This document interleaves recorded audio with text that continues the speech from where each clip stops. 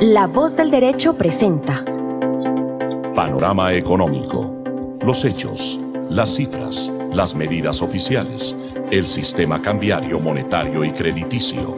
Dirige y conduce Luis Alberto Ávila.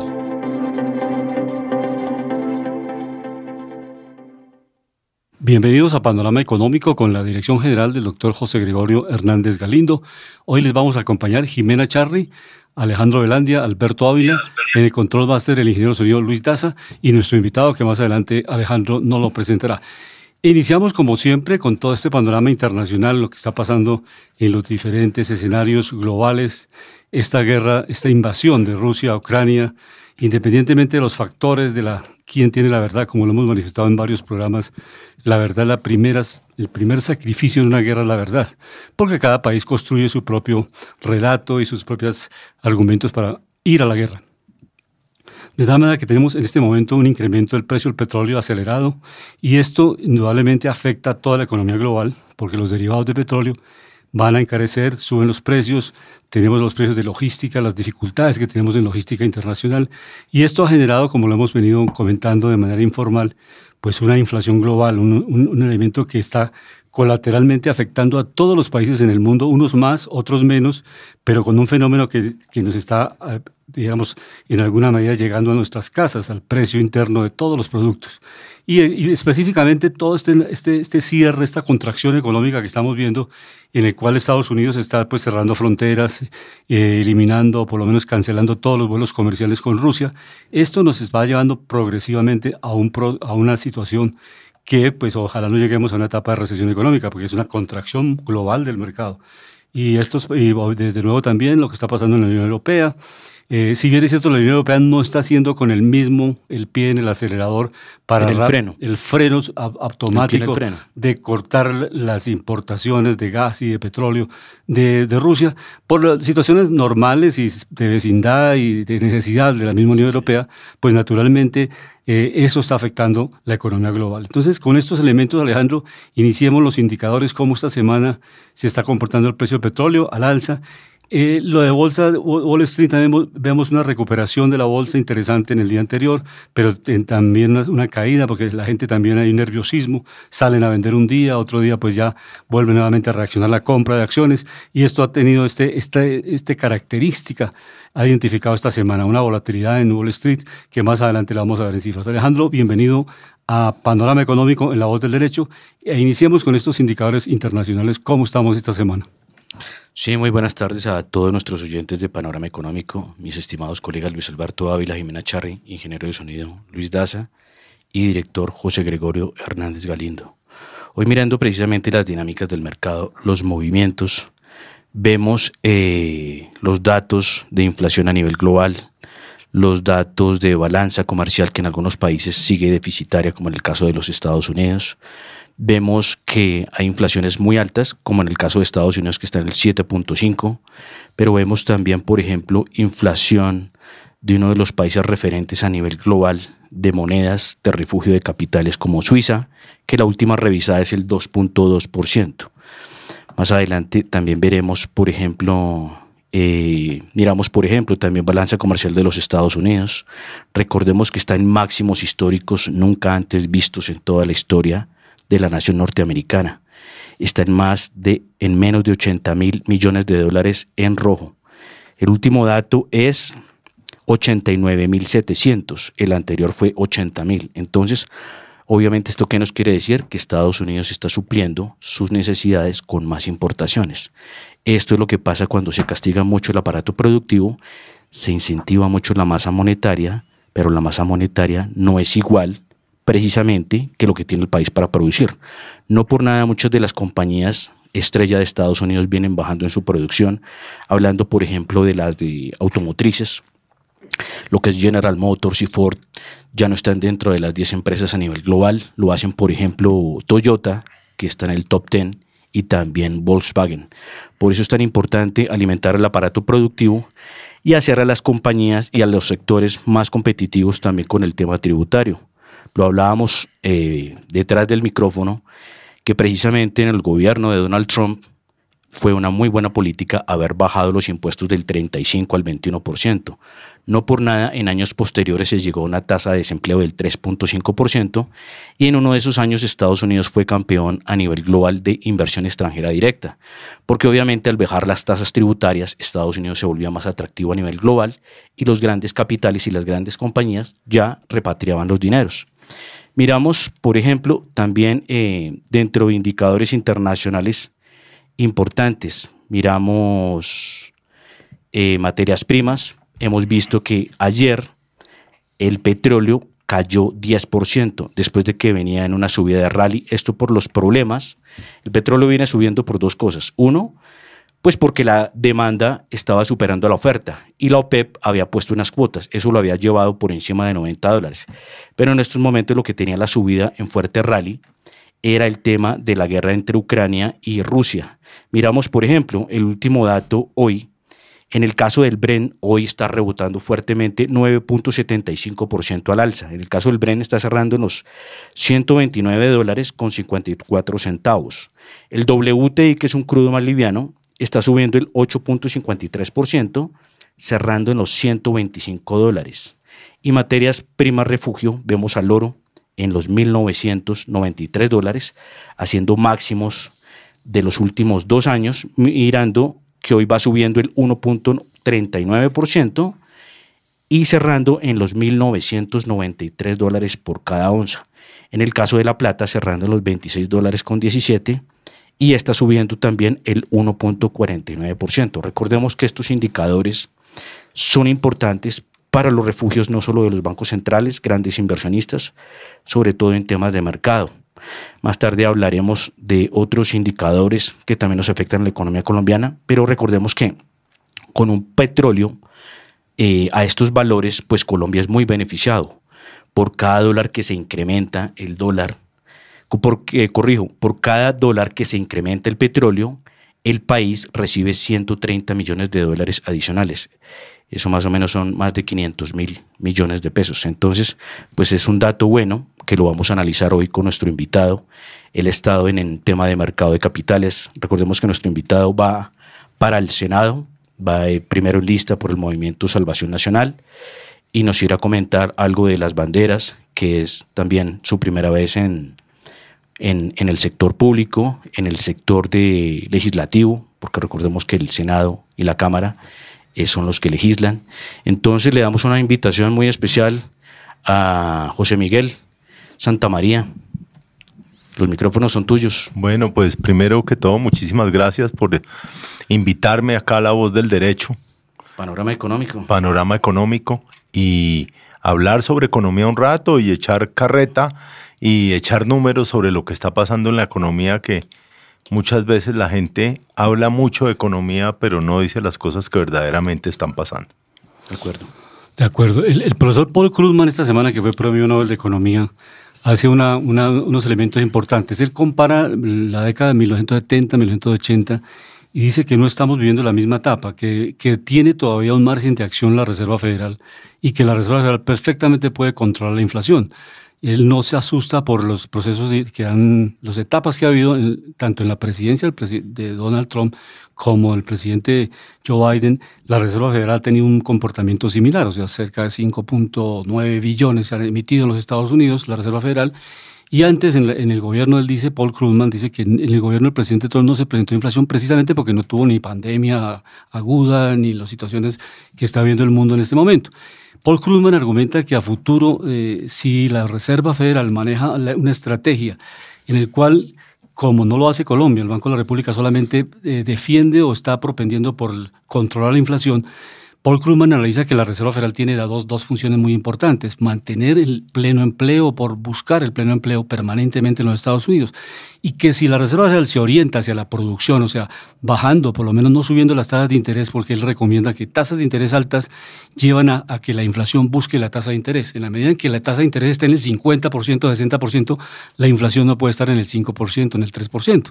Él argumenta eso, que no se debe cometer el mismo error que se cometió en la década de los 70, los 80. Esa es la importancia, pues, de elevar tasas de interés y, pues, obviamente eso genera procesos inflacionarios. Cuando usted eleva tasas de interés, la inflación busca la tasa de interés, no lo contrario. Entonces, estos son los elementos, digamos, académicos de fondo que hay que tener en cuenta como referencia en este diálogo que vamos a tener, porque no se trata de tener puntos de vista personales, sino recoger lo que dice Paul Krugman, lo que dice el mismo Jeffrey Sachs, lo que ha venido planteando Joseph Stiglitz frente a esta globalización que está en una crisis muy fuerte, la globalización, no porque se quiera, sino sencillamente porque el mundo lo está exigiendo. O sea, la pandemia llevó a un colapso, a un choque de demanda y de oferta, y usted en la pandemia no podía tener un nivel de globalización idéntica antes de la pandemia.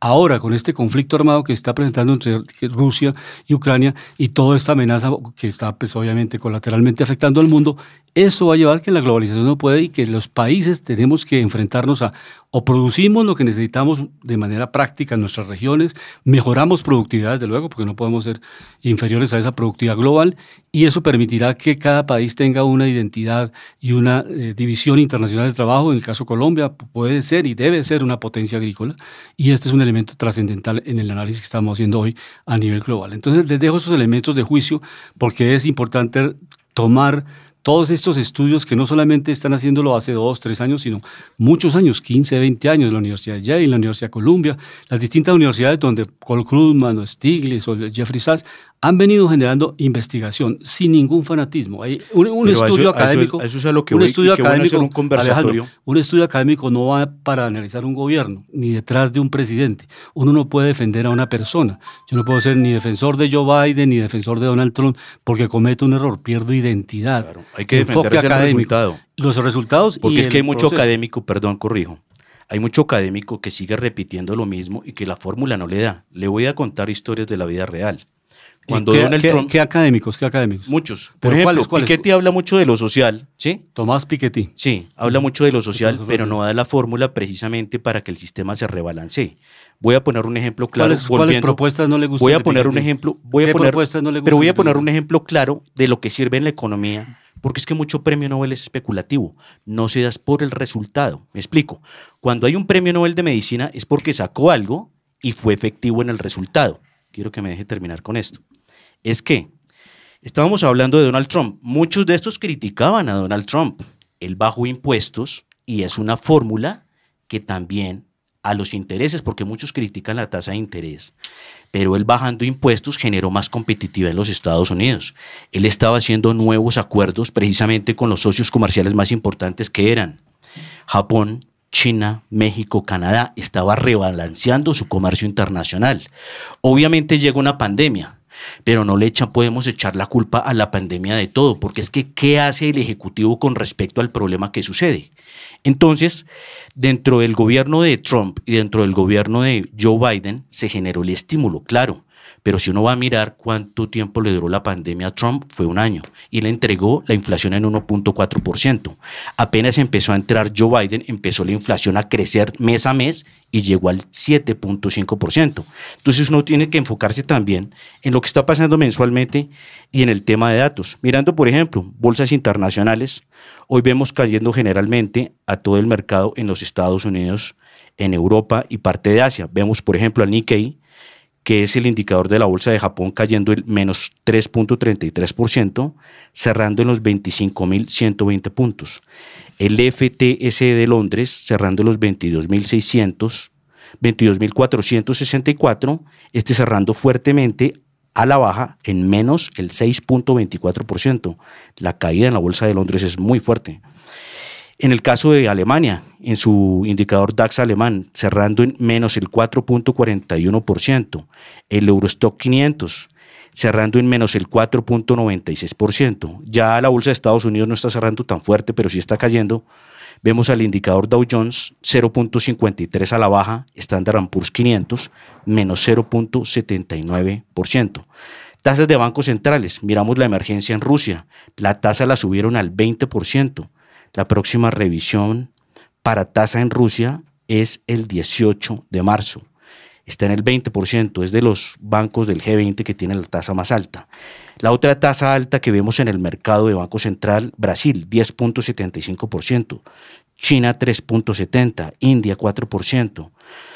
Banco Central Europeo, 0%. Reserva Federal de los Estados Unidos, 0%. Y Suiza, menos 0.75%. Vamos a mirar también, por ejemplo, las acciones más movidas del mercado en Estados Unidos. Viene subiendo ExxonMobil, recordemos que es la primera petrolera por ingresos en los Estados Unidos, cerrando los $84, subiendo fuerte el 3.76%, pero tecnológicas todas cayendo. Apple a la baja 1.84%, Alphabet menos 1.49%, Twitter menos 0.30%, y Alibaba, recordemos que está listada en Estados Unidos, pero es e-commerce chino, cayendo también fuerte en menos el 1.42%. Jimena, muy buenas tardes, bienvenida a Panorama Económico. ¿Cómo ha estado, Jimena? Muy buenas tardes para nuestros queridos oyentes de La Voz del Derecho, Panorama Económico, y para nuestros queridos compañeros de mesa y nuestro invitado. Pues complementando un poco lo que dice Paul Krugman respecto a el conflicto en este momento en Rusia, en un artículo publicado en el New York Times, dice que la economía rusa es más dependiente del comercio internacional y de las finanzas globales que las del resto de países que se animan a desafiar a Occidente, violando así los derechos humanos y amenazando militarmente a otros países. En cuanto al nivel de vida en Rusia, dice que este se sustenta en las grandes importaciones de productos manufacturados, pagados en su mayoría con las exportaciones de petróleo y gas natural. Esto hace que la economía rusa sea muy vulnerable y las sanciones se puedan interrumpir pues en cualquier momento este comercio. Y menciona dos cosas bien interesantes a manera de crítica. Dice que Rusia es aún más débil de lo que la mayoría de la gente, incluido él, pensaba, y que Putin tiene unos delirios de grandeza que pueden perjudicar al final pues toda esta guerra que ha iniciado, que incluso ha afectado, como lo hemos visto, ya que les han cerrado prácticamente el comercio y las puertas en todos los países. Recordemos que, por ejemplo, en Estados Unidos ya el vodka que tiene un consumo bastante alto, pues ya no se está consiguiendo. Entonces, hay muchas medidas que van a hacer que poco a poco empiece a desistir de este afán que tiene él y este delirio de grandeza, como nos lo plantea Paul Krugman, doctor. Sí, y realmente pues el rublo perdió 40% frente al valor de la divisa norteamericana, que es un reflejo muy importante de la situación económica de contracción que está viendo Rusia en este momento. Pero iniciemos con nuestro invitado. En el Congreso de la República, pues primero, ¿qué lo anima al Congreso? Hay dos premisas importantes, que es el famoso, que uno pudiera llamar el decreto de la desigualdad o las medidas de desigualdad. O sea, un Congreso que tiene 4 meses de receso, eso ya la gente no está resistiendo más. Una pregunta básica: ¿es posible que ustedes, los nuevos congresistas, que ojalá puedan llegar al Congreso, reducir este tiempo? Uno lo llaman de receso, otro lo llaman de vacaciones. Cuando el 99% de la población tiene 15 días de vacaciones, no es factible que los congresistas atiendan los sábados y domingos a sus comunidades y no argumenten que necesitan 4 meses de receso para no trabajar, y del presupuesto nacional salen esos recursos. Y otra fórmula también importante: cómo hacer más racional la elección de senadores, porque es circunscripción nacional, el costo es muy alto, no tenemos partidos, o bien el sistema financiero o el mismo narcotráfico se encargaron de acabar, de liquidar los partidos, porque la sociedad sin partidos es más fácil de dominarla.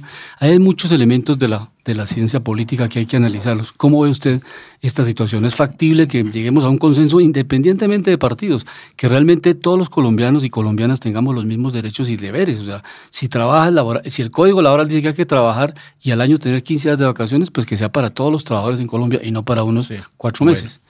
Ven y le cuento. Lo primero que toca entender es que pues este partido, el Partido Salvación Nacional, es un partido que no tiene representación en el Congreso desde el año 2000. Claro, que perdieron ¿Cierto? Porque nosotros hemos perdido la personería jurídica. ¿Por qué razón fue? Pues porque mataron a Álvaro Gómez el 2 de noviembre de 1995 saliendo de dar clase en la Universidad Sergio Arboleda, que lo mató el régimen. Sí, correcto. ¿Cierto? ¿El régimen se quiere decir el gobierno de turno? Pues el gobierno de turno con el cartel del Norte del Valle. Eso es de lo que van las investigaciones, aunque ahorita salió el señor alias Tornillo a decir que lo había matado las FARC para defender a sus amigos, ¿no? Claro. Y para pasar el crimen de Álvaro Gómez a la JEP y que terminen achantándoselo a las FARC y tengan que sembrar durante un mes lechugas y se acabe lo del crimen de Álvaro Gómez. Claro. No es cierto, pero eso no lo vamos a dejar de hacer. Pero bueno, entonces, lo primero que tenemos que entender es que cuando nos entregamos la personería jurídica el 1 de diciembre del año pasado, 2021. lo que nosotros definimos fue hacer un partido absolutamente diferente. Absolutamente diferente quiere decir un partido moderno, un partido que funcione diferente y un partido democrático. Entonces, lo primero que hicimos en ese momento fue que solo tenemos listas cerradas, nosotros no tenemos listas abiertas. Y solo tenemos listas cerradas porque nosotros no queremos tener microempresas electorales dentro del partido. O sea, ¿qué sería qué? Es las listas abiertas donde el número 1 y el número 5 del partido se matan por los 50 votos de Caparrapí. Claro. ¿Cierto? O sea, trabajan más por partido que de forma individual. Más individual. Ellos trabajan totalmente individual. Al ir por listas cerradas. Sí, correcto. Gastan muchísima plata y no hay afinidad ideológica. Correcto. Por eso es que Afinidad trastean de partido y trastean de partido De unos a acuerdo. otros. Mire Entonces, que precisamente uno vio unas curiosidades en el Partido Liberal que había gente de ultraizquierda atacando libertades económicas cuando los liberales precisamente buscan también libertades económicas, ¿no? Pues, total. En su estructura de raíz de idea, ¿no? No, por ejemplo, usted tiene casos Colchas tan de retazos. divertidos como esto. Sara Castellanos, que va para el Congreso de la República en el Partido Liberal, pues es pro vida. Claro. Entonces ahorita está apoyando a David Barguil para la consulta. Para la consulta, sí. Y usted ve gente dentro del Partido Conservador que no es pro vida, No es prohibida. ¿cierto? Sí. Porque es que simplemente ese aval termina siendo un tema que se negocia y se lo entrega a una persona para que a través de ese aval pueda No hay salir negociado. identidad real. Totalmente. No se va a las ideas y no se casan con las ideas reales del partido. Exactamente. ¿no? Entonces- Pero hablando de eso, ¿cuáles son las ideas? Bueno. Por ejemplo, la bandera de Álvaro Bueno, Gómez. pero venga y yo le echo todo el cuento completo. Sí. Porque Sí. yo tengo que echar todo el cuento completo. a Sí, usted. sí, sí. Entonces, nosotros hicimos lista cerrada. ¿Y lista cerrada qué es lo que implica? Nosotros tenemos una doctrina y tenemos una doctrina ideológica Una plataforma. que Eso. todo es claro. Yo soy la cabeza de lista, pero los que están detrás mío, para estar ahí, pensamos igual. Trabajan como un equipo. Y cualquier persona, claro, porque En es ideas. que en ideas Unidad, y como- unidad ideológica. y, No sea lo que tú estabas hablando. sí, Que es que en ideas y no solo en ideas, sino por ejemplo cuando yo me voy para Santander o me voy para cualquier otra parte, yo voy con los míos del partido porque estamos trabajando conjuntamente no son todos para salir competidores, elegidos. no son Equipo. competidores. Listo, eso es lo primero. Lo segundo es que nosotros pensamos que la democratización de los partidos es importante, porque ¿cómo se llega a esa lista cerrada? No se puede llegar a punta de bolígrafo. Usted tiene que hacer internamente una democratización de los partidos para ver quién llega a esa lista. Eso es lo primero. Lo segundo es que tenemos claro que tiene que haber una reforma política. Y la reforma política, los puntos que nosotros creemos que debe en la reforma política son los siguientes. Lo primero, listas senadores departamentales. Senadores departamentales porque no tiene sentido que un candidato al Senado le cueste la campaña lo mismo que un presidente de la República porque tiene que pasear por todo el país. Y entonces los que tienen billete, que tienen billete porque yo siempre he dicho que los votos son de los contratistas y no de los congresistas, porque el contratista es el que le da plata al congresista para que después el congresista le devuelva los contratos. Le pague la cuota. ¿Cierto? Pues termina comprando votos en todas partes. Entonces, por ejemplo, hoy me llamaron de Soacha. Ahorita me llamó un tipo de Soacha que me ayuda a mí y me dijo, oiga, por acá anda el gato volador. ¿Usted sabe cuál es el gato volador? ¿Quién es? El gato volador es uno del Partido Conservador que se llama Laureano Acuña, Sí. que ahorita está prácticamente separado del partido, es el presidente de la Comisión de Ética del Congreso y es el rey de la compra de votos. Entonces, fíjese cómo Presidente está. de la Comisión de Ética. Sí. ¿no? Sí, terrible. Por eso es Entonces- que toca tener entonces, coherencia. Y está por allá repartiendo billete Claro. como loco. Entonces, eso no puede ser. Segundo, la Cámara, que hoy en día es departamental, nosotros pensamos que debería ser Por provincia. provincial. Ujú. Provincial, de manera que, por ejemplo, Cundinamarca tiene 7 senadores y Cundinamarca tiene 15 provincias. Sí, sí, sí. Entonces uno debería sacar prácticamente un representante por cada 2 provincias. Ujú. De manera que ese representante esté más cercano a la comunidad. Porque Y le responda a esa comunidad. recogiendo, Sí. recogiendo Exacto. las inquietudes de la comunidad. Tercero, financiación total de las campañas Del políticas Estado. por el Estado para que los contratistas no sigan eligiendo a los congresistas, Ujú. ¿cierto? Campañas de 10.000 y 15.000 millones de pesos que estamos viendo en este momento. De senadores. De senadores. Costosísimo una campaña de un senador. Pero además le voy a contar una cosa, es que la ley dice que no se pueden gastar más de 1.000 millones. ¿Y entonces cómo lo están haciendo? Pues eso sabrá. Todo por debajo de la cuerda. Hay Sí, canje, claro. le dan cosas en materiales. Especie, claro. Especie, Es no un le dan tema plata. terrible, un tema terrible. Hay problema. Y pues la compra de votos y todo eso, pues es terrible. Y el otro punto es que solo puede haber listas cerradas, se tienen que acabar las listas abiertas. La democracia de los partidos debe ser interna. ¿Por qué Y crees que la lista abierta es tan nociva? Y pues, se debe dejar no, porque la pasa cerrada eso, nomás. porque no hay unidad de criterio, no hay ideología clara. O sea, entra cualquiera al partido. Pues sí, pues Se acaba la ideología y se acaba el principio del partido. Roy O sea, se venden Barreras, los principios. Roy Barreras está en el Pacto Histórico, antes estaba en Cambio Radical, antes está en el Partido de la U, antes está en el Centro Democrático y antes está en el Partido Liberal. Y en todo se siente cómodo. ¿No es cierto? Entonces, eso no puede ser O sea, así. sería por afinidad, ¿no? Y sobre el tema que usted hablaba, acá la gente molesta mucho sobre el tema del salario del congresista. Sí, claro. Pues le voy a decir una cosa. Si usted baja el salario Sobre del todo congresista... las vacaciones, más que todo. No, pero venga y le cuento. Si usted baja el salario del congresista... El salario pues no es problema. usted- Profesor Luis Alberto. No, las dos cosas son- no, el salario congresista pero es y que las ya le voy a vacaciones. explicar qué es lo que... Pregunto, No, dos cosas, no, ahí. hay muchos más problemas y ya se los No, voy a explicar. obvio, claro. Venga y le cuento qué es lo que pasa. Si usted quiere buenos congresistas, ¿cuánto se gana el vicepresidente financiero en una multinacional? Sí, 40, 70 60 millones. 60, 80. 80. Sí, sí, Entonces, si 80. usted baja el salario de los congresistas, pues va a tener gente menos De competente. acuerdo. Usted tiene que Eso tener es algo gente competente. Y qué bueno que lo ¿Cierto? estemos hablando acá. ¿Cierto? Para que Pero tú ¿cuál es el precisamente lo problema? expliques. Pero ¿cuál es el problema? El problema es que un congresista al año Que le- le vale al país 2.100 millones de pesos. Cada congresista. Sí. ¿Por qué? Con Estamos los hablando que unidades le vale de trabajo legislativo. que le vale 180 millones de pesos mensuales cada congresista, porque un congresista tiene, fuera de su salario, Claro. pues más los parafiscales y todo eso, Los asesores. tiene 50 millones para contratar unidad de trabajo legislativo, que es la gente que le ayuda, o sea, eso termina costando 75, más lo que él va ganando y eso, más el esquema de seguridad, más pasajes gratis, más el costo de la oficina, más no sé qué, o sea, un congresista vale mucha plata. Y los asesores que ya estaban incluidos. No, por eso. Pero esos asesores son esa necesarios, es la UTL, esa es la UTL. Sí, pero son Sí, necesarias. Esa sí es necesaria. Pero, por ejemplo, los esquemas de seguridad, ¿por qué no revisan quién necesita esquemas de acuerdo. seguridad y quién no ¿Quién no necesita? necesita? De ¿Quién acuerdo. necesita esquema de seguridad? Son ¿No es cierto? dos camionetas Sí, de escoltas. Sí, yo claro. el otro día decía en un programa de radio y la gente se reía, pero yo creo que es verdad. Antes pensaban que el poder lo tenía el que tenía un arma Sí. o el que tenía alguna manera de ejercer el poder. Y yo digo que el poder hoy y lo que la gente busca es tener una Toyota burbuja con un chofer y un guardaespaldas. En Colombia. Eso, en Colombia eso da poder. Estatus y Colombia. Y poder. eso da estatus. Estatus. Y más si se parquean donde dice prohibido parquear, ¿no? Sí, Que es un tema... Incumplen todas las normas. Incumplen todas las normas. Están por exactamente. encima de la ley. Entonces eso tengo que cambiarlo. Yo soy un convencido que los congresistas, primero se debería mirar la posibilidad de que el salario sea como el de los concejales, que sea por por las sesión. sesiones trabajadas. Usted va a una sesión y le pagan la sesión, ¿cierto? Si no asiste, no debe. Exactamente. Como las Y- juntas directivas de las compañías privadas. Exactamente. Y lo otro que creo que es importante son los 15 días de vacaciones, como todos los humanos. Es que eso, todo el mundo vive con 15 días de vacaciones. Eso no tiene más cuento, pero así debería ser, que es lo difícil, llegar ahí al Congreso mientras que nosotros sigamos eligiendo este Congreso tan sumamente mediocre como el que tenemos, sigamos eligiéndolo, pues no va a pasar nada de eso.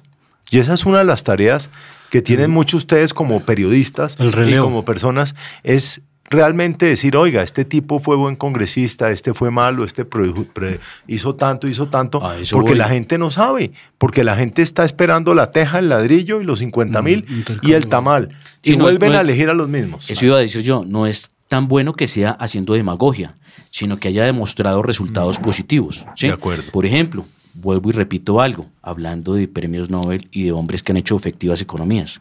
Lee Kuan Yew, si tú vas a mirar Singapur, ese hombre cambió la vida de Singapur a ser uno de los más corruptos del mundo, de los más pobres y sin materias primas.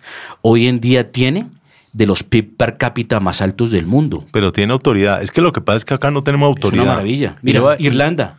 Pero venga y le Otro digo- caso. Sí, pero Y venga y le los digo una dos. cosa, es que usted no puede tener una sociedad, pensar que no nos podemos ser Singapur o podemos ser Irlanda cuando tenemos 96% de impunidad. De impunidad. ¿Y a qué se debe esa impunidad? ¿A qué se debe esa impunidad? Que acá la justicia no funciona. Y llevamos ¿Por qué 20 no funciona? ¿Es por la ley No, o es por yo- los...? Llevamos 20 años tratando de pasar unas reformas estructurales a la justicia. ¿Y no pasan? Y no pasan. ¿Por qué no pasan? Porque los señores congresistas y los señores magistrados se sienten cómodos con la justicia que hay ahorita. ¿Por qué? Tendrán rabo de paja. O de pronto están casados entre ellos, ¿no? Hay compromisos ahí. Tenemos Jimena tiene preguntas acá para nuestro invitado. Siga, Jimena, por favor. Por favor. Quería preguntarle qué hacer para mejorar la educación en Colombia, en especial, qué hacer con FECODE. Y la otra es, ¿cómo acelerar la reactivación económica del país? Listo. Bueno, preguntas muy interesantes y le voy a contestar porque además mi proyecto estrella, si yo llego al Congreso, es quitarle poder a FECODE. ¿Y cómo pienso quitarle poder a FECODE? Pero ¿por qué? O sea, explícale a los oyentes. Sí, no, ya vamos para allá. ¿Por qué le quitarías el poder y por qué hay que quitarle Hoy poder en a día, FECODE? la educación gratuita, pública que existe en Colombia, no es de calidad. No tenemos una educación de calidad. Tenemos unos pensums de hace 50 o 40 años. ¿Cierto? Tercero, en la pandemia, la brecha entre la educación privada y la educación pública se agrandó muchísimo. En las últimas pruebas del saber, de cada 100 jóvenes que se graduaron de la educación pública, solamente 18 pasaron las pruebas del saber. O sea, 82 niños salieron analfabetas crónicos. Pues. O sea, en pocas palabras, la educación privada en este país... No, pública. Pública. No, por eso, voy a decir algo. La privada es mucho mejor. Por eso, la privada es mejor que la pública en este país. Pero muchísimo. Entonces, ¿qué es lo que pasa? Estamos generando ¿Pero es falta de gestión? Mayor desigualdad. ¿Pero es falta de gestión? Es el problema... Hay un ministerio de educación, sí, ¿cierto? El problema es que acá hay un sindicato que se llama MEJODE. Algunos le dicen FECODE. Yo le digo MEJODE porque MEJODE jodió la educación de este país. ¿Y por qué? Porque imagine que esos tipos, que son los que manejan la educación pública en Colombia, no se dejan evaluar. Hace más de 10 años que no se dejan evaluar. No se actualizan. No se actualizan. ¿Cierto? No quieren dejar entrar el inglés. Cuando les dijeron que por qué no traían gente para que enseñara inglés, los tipos propusieron, Para que vuelvan a la población bilingüe. Nosotros no queremos nuevos profesores. Más bien, tráiganos unos profesores a nosotros que nos enseñen inglés a nosotros y nosotros enseñamos inglés. No hay derecho. Entonces nosotros... O sea, ¿es un sistema como cartelizado? Totalmente. Nosotros proponemos el bono educativo. ¿Y el bono educativo qué es? Es devolverle a los padres de familia la posibilidad de que ellos definan dónde deben de educar sus hijos. Escojan, sí. Entonces usted coge el presupuesto total de la educación pública de primaria y bachillerato sobre el número de niños que hay en los colegios públicos, sí, y a usted le sale que cada niño le vale 20 millones de pesos al año, haga de cuenta. Entonces, ¿ese dato lo tiene en específico? No lo tengo en específico. Pero usted lo que tiene que poder hacer es, usted como padre de familia, decir, a mí me toca mandar a mi hijo a estudiar a este colegio. Pero si yo no quiero que mi hijo estudie en el colegio que tiene el nombre de Tiro Fijo o cualquiera de esos que le ponen hoy en día, ¿cierto? Yo puedo pedir un bono educativo y con ese bono educativo ir a matricularlo y a pagar la pensión en un colegio privado donde yo quiero que estudie mi hijo. Sí. Obviamente esos colegios privados tienen que estar previamente certificados por el Ministerio de Educación que tengan un buen nivel educativo. Esa es la manera de cambiar la educación pública. ¿Por qué? Porque es generarle competencia a esos señores de FECODE. Ellos ahorita están tranquilos porque ellos son un monopolio. Tienen un nicho. ¿No es cierto? Pero acá le vamos a generar competencia. A medida que le generemos competencia, ellos van a tener que decir, oiga, se nos están yendo los niños, se nos está yendo el presupuesto, porque esto no genera más presupuesto. Porque cada bono que pida cada persona es una plata menos que le entra a la educación pública. ¿Cierto? Y entonces, ¿qué va a pasar? Primero, los niños van a salir mejor preparados desde la educación privada. Segundo, los padres de familia, que son verdaderamente las personas que saben qué educación deben tener los hijos, van a poder definir la educación de los hijos. Y de acuerdo a sus valores y principios, ¿no? Porque, por ejemplo, dicen que están criticando a FECODE, es porque ellos están enseñando, es muy radicalizado. Están adoctrinando. Al tema de la nueva tendencia que es la ideología de género. Pero es que son ideas precisamente... De hecho, le voy a decir una cosa. FECODE ya tomó una posición que va a apoyar al señor Gustavo Petro. Sí. O sea, FECODE está politizado. Entonces, y la educación... Y debería estar prohibido. La educación no debería estar politizada. Claro. ¿Sí me explico? Entonces, eso es un tema porque grave. Es una doctrina directa, ¿no? Entonces, ¿qué es lo que va a pasar? Esa es la manera de quitarle poder a FECODE, y eso es lo que vamos a hacer en la educación pública. En la educación universitaria pasa algo parecido. Es increíble, aunque hay algunas universidades que tiene un nivel académico alto. Y otra vez estuve reunido con una decana de una universidad pública de una provincia, de una ciudad intermedia. Y me decía, oiga, es que yo tengo que cambiar acá el penso y yo lo mando a Bogotá y se me demoran 4 años aprobándome el cambio del penso. A los 4 años ya tengo que volverlo a cambiar. Porque ya no está vigente. De hecho, acá la gente y tristemente los señores de FECODE y los señores educadores lo que hacen es proteger sus privilegios y protegen sus prebendas y no están defendiendo la educación pública.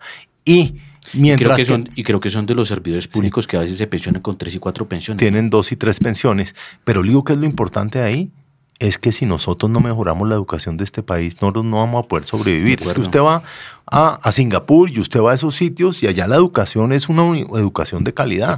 Le voy a decir una cosa. Con innovación actualizada. Ingeniería de sistemas. Yo estoy en una junta de una compañía que busca todo el día DBAs y ingenieros de sistemas. Y en la junta todo el día decimos, no se consiguen. Y no se consiguen básicamente porque un ingeniero de sistemas bueno está sentado en su casa trabajando en Singapur o trabajando en Bangkok o trabajando en cualquier parte. Globalmente, sí. Porque no necesita moverse, sino puede trabajar desde acá. Y yo le decía a esta decana de esa facultad, le decía, y bueno, pero ya los ingenieros de sistemas deben estar volando. Y me dice, no consiguen puesto. Y yo, ¿cómo así que no consiguen puesto? Me dice, no saben inglés. No saben inglés. Si un ingeniero de sistemas necesita saber inglés. Claro, ya que tú estás hablando de educación, ¿sabes qué fenómeno empezó a suceder? Aquí trajimos a un profesor, curiosamente, no me acuerdo el nombre, que tenía 2 millones de seguidores por YouTube. Era un youtuber y él tenía 2 millones de suscriptores aprendiendo matemáticas. ¿Qué universidad tiene, por ejemplo, hoy en día 2 millones de personas? ¿Sí? Y relacionando a eso algo que aquí en Colombia se creó una aplicación que se llama Platzi. Ellos precisamente se están metiéndose en la enseñanza y le están haciendo competencia a las universidades. ¿En qué sentido?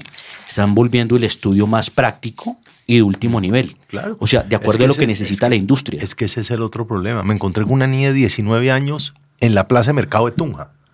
Y me dijo, doctor, hace 2 años me gradué de bachillerato técnico y no he conseguido trabajo.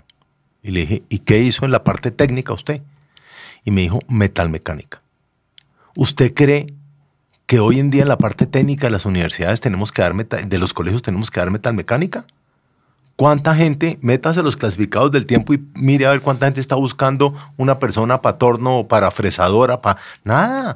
¿Por qué no enseñan sistemas de información? ¿Por qué no enseñan informática? ¿Por qué no enseñan sistemas? ¿Qué es lo que toca enseñar? Porque hay un profesor que sabe dar metalmecánica y lleva 50 años dando clase de metalmecánica y no ha querido cambiar y no lo quieren echar.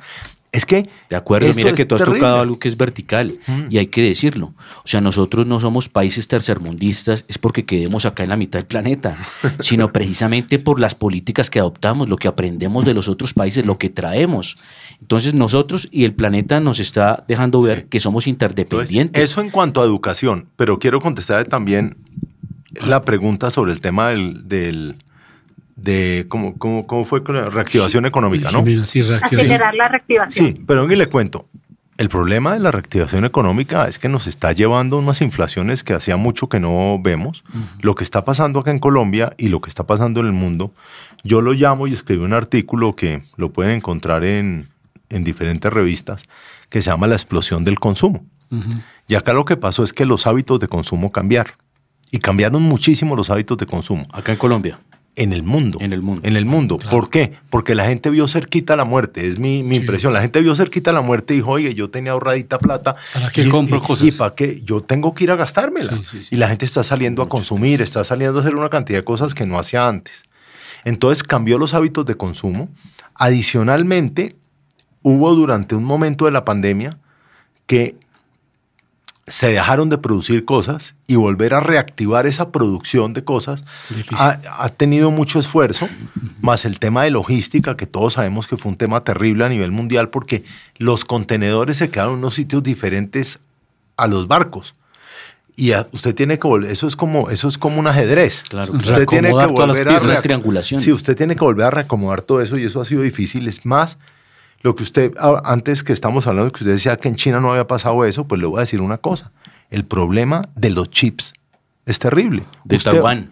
Sí. El tema, por ejemplo, pero usted va a Taiwán, comprar. el mundo depende, por ejemplo, de Taiwán en el tema de microchips. Claro, pero le voy a decir una cosa. Se volvió tan estructural, por eso usted es va que a comprar, usted va a comprar ahorita una camioneta acá en Colombia y le dicen que se la entregan en el 2024. De acuerdo. Porque no hay chips. No hay chips. No hay chips. Sí, ¿Cierto? sí, un componente básico. para Usted no encuentra una cantidad de cosas. A mí, yo estoy en el negocio de alimentos y bebidas, pues tengo el problema de la carne. Y yo tengo un restaurante de carnes. Un restaurante de carnes donde 2 veces a la semana no tenemos lomo. No hay provisión. No hay lomo. Y no se consigue. Y nosotros vendemos lomo a la lata. Y no se consigue lomo. Y no se consigue a veces marrano. Los mismos señores estos de que acá la producción de banano venía creciendo, y yo no voy a decir nombres para no dar publicidad, Sí, pero ustedes saben quién es esa compañía, creció y creció y creció. Vaya a conseguir chicharrón y no consigue chicharrón. Entonces es difícil. Entonces hay esa explosión de consumo y eso es lo que generó la inflación. Pero además el gobierno tiene gran parte de culpa con la inflación de Colombia. El gobierno nunca debió haber subido el salario mínimo El 10%, al 10%. 10,7%. Eso es un error y lo advertimos y lo advirtió Eso es un muchísima adicional también, por y lo ejemplo. advirtió muchísima gente. Todos los costos, tasa de interés, ¿Sabe por qué? salarios, ¿Sabe por todo qué? eso. da Porque hay pues, muchas ¿Sabe por cosas qué? Porque es que indexadas al mismo salario. a eso voy. Pero además le voy a decir una vaina, es que acá solamente creo que entre 3 y Obviamente 4 fue una medida populista. entre 3 y 4 millones de personas tienen salario mínimo. Sí, ¿no? ¿Sí? Pero acá hay 51% Informalidad. de informalidad. ¿Y esos informales usted cree que le sube el 10% la vaina?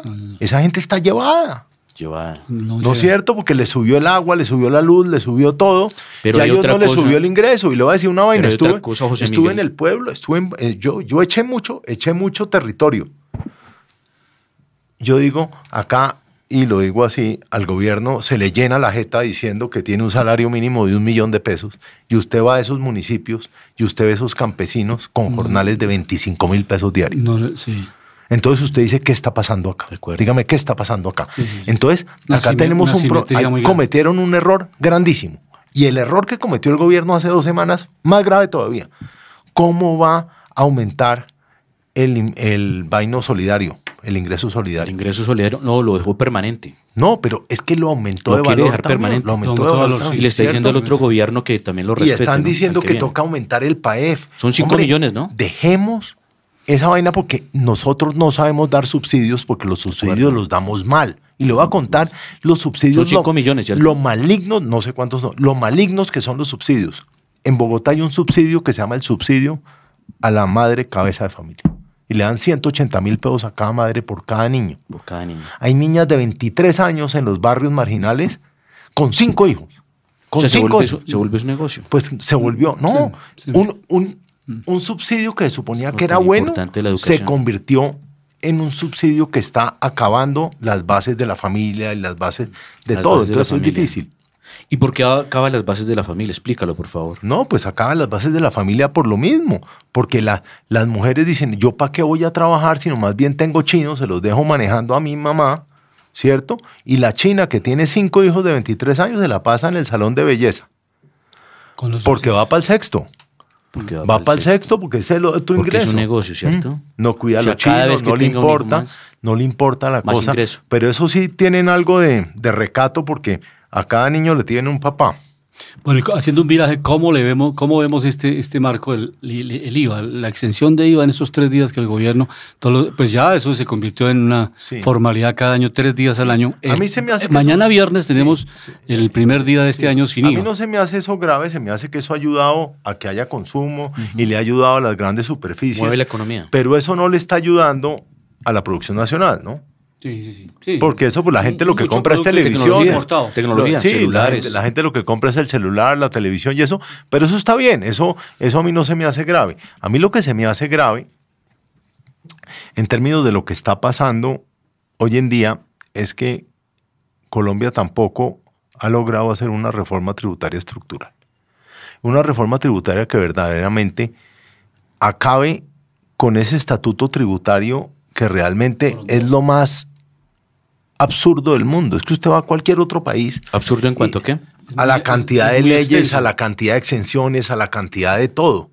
Acá debe haber 3, 4 o 5 impuestos. Oiga, impuesto a las ventas, impuesto a tal, y ya se acabó el tema. Ya no más. ¿Cierto? Sí, pero acá todo tiene impuesto. Enredan al empresario. El emprendimiento, por ejemplo, un emprendedor termina siendo informal siempre porque no ha producido la primera empanada y ya está quebrado. Y ya está quebrado. De la cantidad de impuestos que De tiene la que cantidad pagar. de impuestos. Ahí es esa parte, José Miguel, donde yo siempre enfoco, que no está solo las tasas tributarias, sino también el tema de los tributos, porque es que se encuentran con tanto impuesto, con tanta traba y con tanta institución gubernamental que les pone peros por muchas cosas. El impuesto de industria y comercio, que es un impuesto sobre las ventas del año anterior. Oiga, eso es una vaina aterradora. Sí, sí. Es una vaina aterradora porque es que usted pudo haber vendido, pero está perdiendo plata. Entonces, No ha recaudado ¿cierto? dinero, no le han pagado la Si no factura. está generando buena caja. ¿No es cierto? No le han pagado la factura. Sí, le paga, sí. Entonces eso es terrible. Y acá felices le cobran a uno. Eso, hay una cantidad de impuestos que lo único que hace es dañar la El aparato economía productivo, ¿no? y dañar el aparato productivo porque el chino prefiere ser informal. De acuerdo. Y lo desincentiva. Porque es que si va a hacer las sumas y las restas no le cuadran. Total. Entonces, ¿cómo va a seguir haciendo empresa? Totalmente. Entonces, ¿cómo se va a hablar de emprendimiento cuando en la regla no se dan los factores para que eso se dé? El Estado es el peor enemigo del emprendedor. Increíble, ¿no? Y yo tengo un sitio que vendo empanadas y arepas de huevo, acá a 2 cuadras, y lo tengo ahí. Y a mí me llega la Secretaría de Salud de Bogotá con una vaina de 100 cosas. De no sé qué, de seguridad en el trabajo, me dice que por qué los uniformes son negros, que esos guardan el mugre, que por qué no tengo en los pisos redondeado para que no haya mugre, que por qué la luz no es tan buena. Usted no se imagina la cantidad de vainas que preguntan. Y en la cuadra de enfrente hay un señor que vende empanadas igual. Y yo le digo a la Secretaría le digo, ¿por qué no va y mira a ver qué tiene él y qué no tiene? Y me dice, no, doctor, porque es que él es ilegal, entonces yo no lo puedo vigilar. Imagínese eso, ¿no? Imagínese esa vaina. O sea, es ¿qué lectura le están dando al ciudadano? A eso estamos. Sea ilegal que no pasa nada. Sea ilegal que no pasa nada. O sea, de cierta forma, ¿qué están incentivando, no? Pues por eso, están incentivando la ilegalidad. A mí, por ejemplo, me aterra el esfuerzo tan grande que hizo Enrique Peñalosa para parar los vendedores ambulantes y lograr ponerlos en determinados sitios. Y hoy en día, vuelva y pase por la 13, vuelva y pase por la Caracas. Eso está imposible. ¿Qué siente el pobre tipo que paga arriendo, que paga industria y comercio, que paga avisos, cuando 1 o 2 personas se le ponen enfrente de su almacén a vender informalmente? Le roban la luz y no pagan impuestos y no pagan nada y venden los mismos productos que le está vendiendo prácticamente. Entonces, ¿cómo estamos incentivando realmente a la generación de empleo? A la generación de empleo formal. No la estamos generando por ningún lado. Si tú llegas al Senado, ¿qué podrías hacer para generar precisamente un buen ambiente para los empresarios y para los emprendedores? Yo quiero hacer una ley de emprendimiento. Y la ley de emprendimiento, ¿qué es lo que quiero? Primero, que el RUT, la gente lo pueda sacar en 20 minutos y por internet. Sí, ¿Usted por qué en tiene que línea. hacer un día de fila para sacar un bendito RUT? Digitalmente. ¿Cierto? Segundo, yo quiero que el registro mercantil sea voluntario. Porque un emprendedor chiquito que está empezando un negocio, pagar 500,000 pesos anuales para tener un registro mercantil. No tiene sentido. Cuando usted pasa por las cámaras de comercio, y no solo la de Bogotá, la de otras partes, unos casononones con unos gastos, y usted dice, oiga, allá está yendo mi plata. No, hombre. Tercero, yo quiero que los impuestos para los emprendedores no se paguen durante los primeros 3 años, pero que al tercer año, si es exitoso, los pague en un solo gasto, pero que durante los primeros 3 años no tenga que pagar impuestos y que esa caja la utilice para generar negocios. Y que también tenga un impuesto que no sea tan fuerte, tan agresivo, ¿no? Porque es que usted tiene ICA, avisos, retefuente. Mucho, eso tiene de todo. Entonces, que no tenga que pagar los impuestos. Entonces, fíjese los colombianos cómo son de malos, ¿no? Y me dice gente, oiga, ¿y qué tal entonces el tipo que tenga 2 años y medio el negocio y se quiebre y después lo vuelva a poner? Y digo, pero es que acá no estamos pensando en la mala fe de la gente, estamos tratando de hacer algo para que las cosas funcionen. Y lo tercero, podía ser algo gradual, ¿no? Sí. Pues para que él se sienta cómodo sí, también ya en el toca mercado y pueda ir organizar. creciendo. Pero lo otro que yo creo que es importante es que él pueda generar empleo. Entonces, para que genere empleo, vamos a buscar que tenga unos beneficios en los parafiscales, ese emprendedor. Eso. ¿Cierto? Pero solamente si contrata a 3 clases de personas. Pero por favor explica por qué eso es necesario, porque es que hay mucha gente que no lo entiende. Entonces, por ejemplo, los últimos partidos acá de izquierda han sido antiempresa y antigeneración de valor. Entonces, como todo el mundo se volvió o gran parte de la población se volvió que es que el empresario es el que hay que ir, el que tiene que aportar así no tenga el dinero. Tiene la infraestructura, pero puede tener las cuentas porque de los bancos. Cada 100 pesos que usted paga de salario, usted termina pagando 150, usted paga 52 pesos más. ¿Cierto? Sí, entonces costos, eso es muy costoso. El hecho es que solo pague 25 acá, la mitad. Pero si contrata a determinadas personas, ¿a quienes queremos que les demos una ayuda? Primero, menores de 25 años. Porque cuando usted va con el chino de 25 años siempre le dicen que no tiene experiencia. Entonces, pues acá no va a tener experiencia, pero va a poder trabajar. Segundo, mayores de 60. Acá desechamos a los mayores. Increíble. Y es increíble. Cuando tienen mucha experiencia, ¿no? Pues es que en nuestras tribus indígenas y en el mismo Japón, cómo cuidan a los viejos porque son los que tienen el conocimiento y son los que tienen una experiencia. ¿Sí? Entonces, a ellos también. Y tercero, a las personas que tengan alguna clase de discapacidad. En Colombia hay 1.300.000 personas con alguna discapacidad y de gente que no contratan porque pues, usted es cojo, pero usted puede hacer labores, pues por ejemplo lo que yo estoy haciendo ahorita, ¿cierto? Pero no los contratan, entonces que también ellos tengan esa oportunidad. De esa manera vamos a poder generar mucho empleo, de esa manera vamos a poder generar emprendimientos y vamos a tratar de pasar gente de la informalidad a la formalidad. Pero si no se cambian algunas de esas cosas, la informalidad va a seguir creciendo y la informalidad es muy mala. ¿Qué tal, por ejemplo, lo que está pasando con la minería? Y le voy a decir, la minería informal hoy en día extrae el 70% del oro de este país. ¿Por qué? Porque unos burócratas en el Ministerio de Medio Ambiente no han hecho sino trancar la minería formal. Y no dejan que haya minería formal. Eso, perdón, un paréntesis, eso es a lo que yo voy. El Estado es el que tiene que ayudar a que los sectores se desarrollen. Pero ¿qué es lo que pasa? Que muchos políticos llegan a ciertos cargos del Estado y se ponen a poner trabas, pero ¿saben por qué? Porque están buscando es que les den dinero, que los sobornen. Pero no solo eso, sino que nosotros acá definimos... O que también esté cartelizado. Por ejemplo, aquí en Colombia está Gran Colombia Gold, que es de las empresas de oro más grandes del país, si no la más grande, ¿no? Sí, pero no hay muchas. No, pero acá hay... O sea, legalizadas, ¿no? Pero le voy a decir, le voy a poner el ejemplo, Cajamarca. ¿Sí? Cajamarca, eso es por la línea, por allá. Sí. Cajamarca, el subsuelo de Cajamarca está lleno de oro. Y acá llegó Anglo Gold Ashanti, que es una minera grandísima. Dijo, oiga, yo quiero estar ahí. Y le pusieron todas las trabas imposibles. Cuando usted puede coger a Anglo Gold Ashanti y decirle, oiga, págueme esta plata, póngame estos seguros, haga esto. O sea, si usted quiere hacer eso, todas las garantías para que no me dañe el medio ambiente. Porque toca cuidar el medio ambiente, en eso tenemos total claridad. Pero lo puede hacer. Y al final no dejaron a Anglo Gold sacar. Iba a generar empleos, iba a generarle ingresos a Cajamarca, iba a generar divisas para el país, iba a ser un negocio muy bueno para el país. ¿Qué pasa hoy en día? ¿Era sostenible el proyecto? Total. Usted pasa por la noche y están las lucecitas.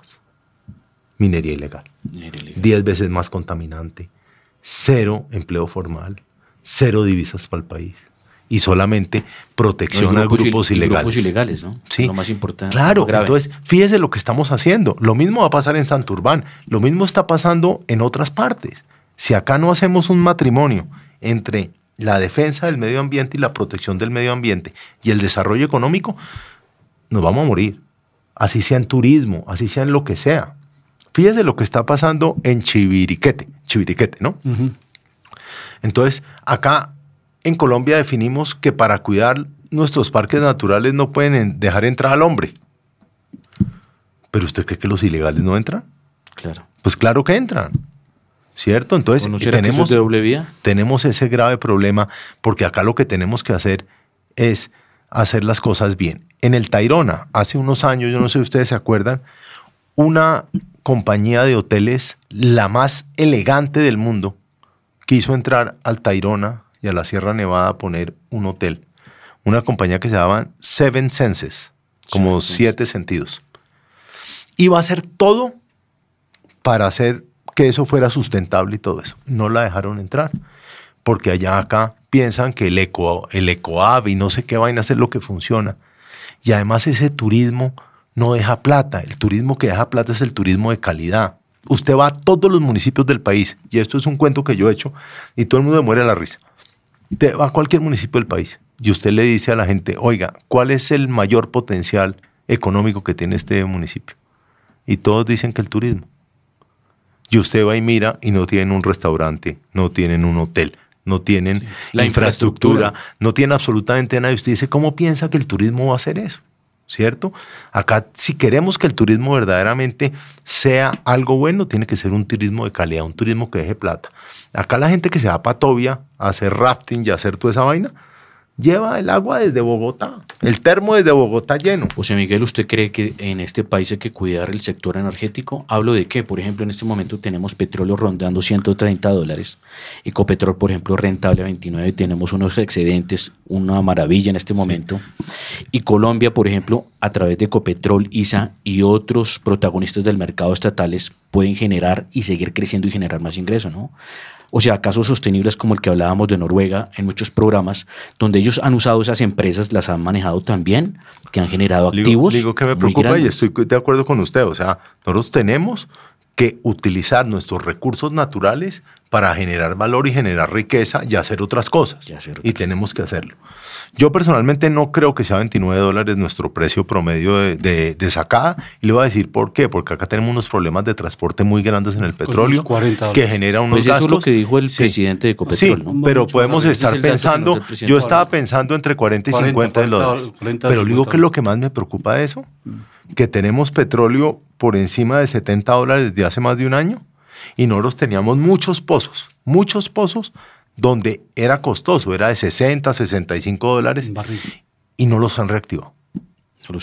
Y nosotros deberíamos poder reactivar. Claro. Es que, José Miguel, nosotros llegamos a tener producción de más de 1.100.000 barriles. En este momento está entre 700 y 750. Entonces, por ejemplo, en el Catatumbo, pero Catatumbo como eso se volvió como otra Marquetalia, eso ahí no podemos entrar. Zona cocalera. En el Putumayo tenemos mucho petróleo y petróleo que es un poco más costoso, pero petróleo de buena calidad.